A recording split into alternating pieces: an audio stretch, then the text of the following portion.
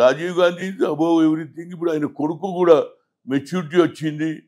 ఈ 4500 కిలోమీటర్లు marathon walking చేసినాక ప్రజల సమస్య తెలుసుకున్నాడు కాబట్టి ఆయన తప్పనిసరిగా ప్రజల భావాలు తెలుసుకున్నాడు, ప్రాబ్లం తెలుసుకున్నాడు, వాళ్ళ పైకి తేవాలనే ఆలోచన ఉంది కాబట్టి కులగన జరిగితే రాజకీయంగా మా వాళ్ళు కూడా పైకి వస్తారు అనేది నా ఉద్దేశం. తెలంగాణకి పెట్టుబడులు వస్తున్నాయని కాంగ్రెస్ వాళ్ళు అంటున్నారు, కానీ కేటీఆర్ మాత్రం సర్కారు విధానంతోనే పెట్టుబడులు వెనక్కి వెళ్ళిపోతున్నాయి అంటున్నారు. దానికి మనం సీరియస్ తీసుకోదు. ఎందుకంటే ఓడిపోయినాక మూడోసారి కూడా వస్తానే అనుకున్నాడు.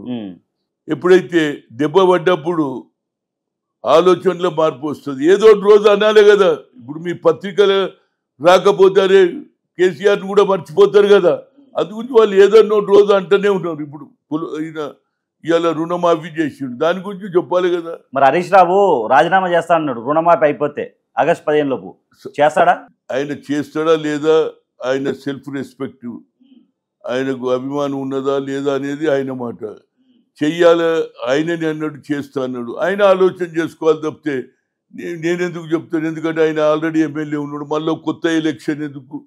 ఆడికని రేవంత్ రెడ్డి చెప్పేసిండు, అరే నువ్వు చీము నెత్తురుంటే నువ్వు రాజీనామా చేయ, దానికి మళ్ళీ ఆయన ఏదో చెప్తాడు. కనుక ఈ కౌంటర్ అటాక్ల మీద నాకు విశ్వాసం లేదు. ఏదన్నా జనరేషన్ పైకి రావాలి. మనం ఎంతసేపటికి ఒకరిని తిట్టుకోవడం కొంటే అభివృద్ధి చేసే పదంలో ఏది ఇండస్ట్రీ రావాలి, ఉద్యోగాలు రావాలని రేవంత్ రెడ్డి ఆలోచన ఉంది. అది కొనసాగితే బాగుంటుంది. దాంతోపాటు 6 డిక్లరేషన్ కూడా చేయాలనేదే సోనియా గాంధీ ఇచ్చిన మాట నిలబెట్టుకుంటుంది. తెలంగాణ ఇచ్చింది కాబట్టి ఎప్పుడు కూడా కాంగ్రెస్ ఇచ్చిన మాట నిలబెట్టుకోవాలనేదే నా ఆలోచన. సార్ ఇంకోటి సార్, పిసిసి అధ్యక్ష పదవి కోసం చాలామంది సీనియర్లు ఎదురు చూస్తున్నారు. ఇప్పుడు మన మాజీ ఎమ్మెల్యే సంపత్ అయితేంది, మామూలుగా మన బలరాం నాయకు, మహేష్ గౌడు, చాలామంది పిసిసి పదవి కోసం ఎదురు చూస్తున్నారు. పిసిసి పదవి ఎవరికి ఇస్తే బాగుంటుంది, ఎవరికి ఇచ్చే అవకాశం ఉంది మీకు? చూడండి, నేను చెప్పేది బీసీకి ఇవ్వమంటున్నా, పేరు చెప్తలేను.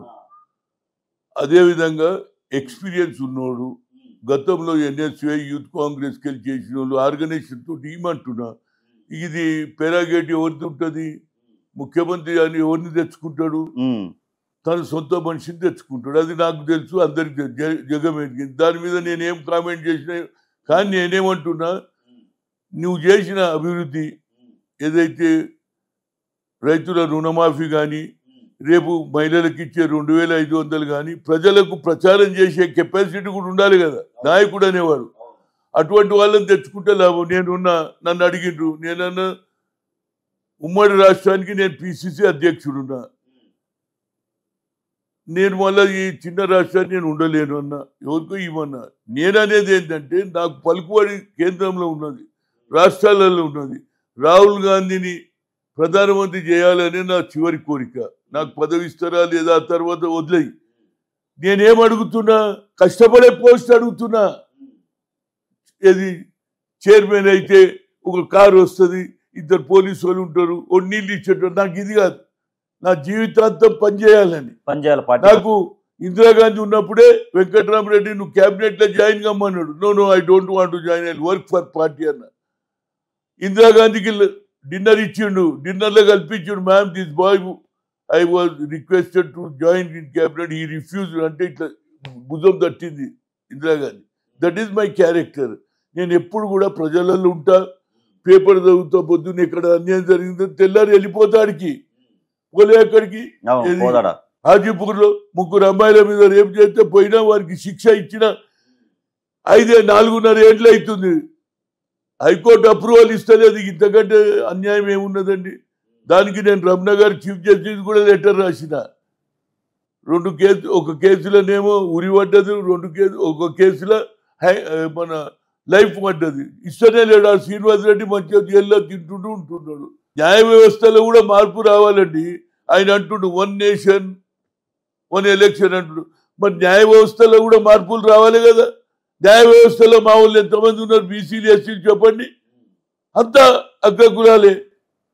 నేను అనేది ఏంది, ఓట్లు వేసేది మేమే.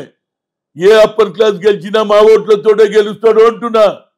SC ST OBC ST minority వేస్తేనే గెలుస్తారు కదా, వాళ్ళ జనాభా తక్కువ ఉన్నది కానీ ఆధిపత్యం నడిపిస్తుంది. అయితే నేనేమంటున్నా, అగ్రకులాల్లో రాహుల్ గాంధీ గారు ఉన్నారు, వాళ్ళ కుటుంబం అగ్రకులం, అయినా పేదవారి గురించి ఆలోచన. ఇందిరాగాంధీ అదే చేసింది, రాజీవ్ గాంధీ అదే చేస్తుంది. కాబట్టి అలాంటి గుణం కూడా రాలేదు. నేను అగ్రకులాలకు వ్యతిరేకం కాదు, అగ్రకులాలలో కూడా కింది వారి గురించి ఆలోచన చేయాలనేదే నా ఉద్దేశం. అసెంబ్లీలో దానం నాగేందర్ మాట్లాడుతూ బీఆర్ఎస్ పార్టీ వాళ్ళని, ఒరే నీ అమ్మ నా కొడకల్లారా రోడ్ల మీద తిరగని ఒక్కొక్కరిని ఏమనుకుంటున్నారా అన్నాడు.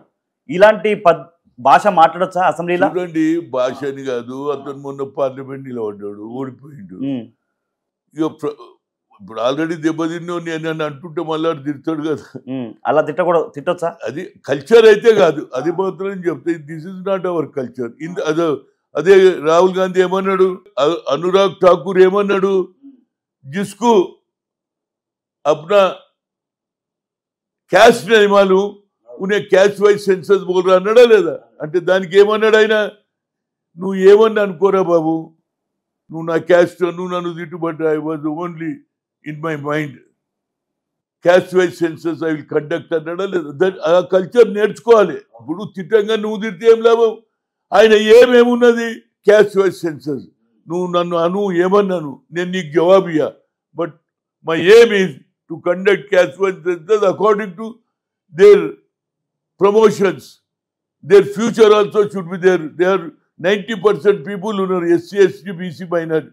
వాళ్ళకు న్యాయం చేయాలి అనేది నా కోరిక అన్నాడు. కనుక మన నాయకులు కూడా మాట్లాడేటప్పుడు కొంత ఆలోచన చేసి జవాబు ఇవ్వాలి. ఏది మాట్లాడింది ఉండాలి, అతనికి అర్థమైనట్టు ఉండాలి. కానీ అదే అటువంటి భాష మాట్లాడడంలో అతని ఇమేజ్ కూడా తగ్గిపోతుందని చెప్పగలుగుతా. దాన్ని రేవంత్ రెడ్డి గారు సమర్థిస్తుంటే ఆయన ఎమ్మెల్యే కాబట్టి ఆయన కూడా లోపల ఉంటుంది. కానీ ఆయనతో కూడా సీఎంఏ అన్నాడని మళ్ళీ వీళ్ళు అడ్వాంటేజ్ తీసుకుంటారని ఆయన నిండొచ్చు అని నా ఉద్దేశం. సార్ ఇదే దానం నాగేందర్ గారు తెలంగాణ ఉద్యమం టైంలో లాఠీ పట్టుకుని ఉద్యమకారులను తరిమి కొట్టాడు. అలాంటి వ్యక్తి ఇప్పుడు బీఆర్ఎస్ పార్టీకి పోయి 2 సార్లు ఎమ్మెల్యే అయిండు, మళ్ళీ ఇప్పుడు కాంగ్రెస్ పార్టీకి ఎలా తీసుకున్నారు? కూడా తెలుసు, కానీ ఆయన టికెట్ ఇచ్చిండ్రు, వాళ్ళు తప్పేం కాదు, వాడు అడగలే. మరి ఎలా ఎందుకు ఇచ్చారు? ఆమె ఎవరు హైకమాండ్ చెప్పింది, దీపా మున్షి చెప్పి ఎవరు చెప్పిండ్రు? నా ఉద్దేశంలో నిజంగానే ఈడ క్యాండిడేట్ లేకపోతే నాకు ఖమ్మం లేదన్నారు. హనుమంతన్న నువ్వు లేవడంటే నేను సిటీలో పాపులర్, స్టేట్లో పాపులర్, అవును, ఎక్కడ పోయినా నాకు జనం నాకు ఇస్తే గెలుస్తున్నా లేదా? 100కి 100 రూపాయలు. సరే ఇయ్యలే, వాడు బాబు అసెంబ్లీలో కొంత ఉద్రేకంగా మాట్లాడిండు. ఇక ముందు అట్లా మాట్లాడొద్దు అనేదే నా ఉద్దేశం.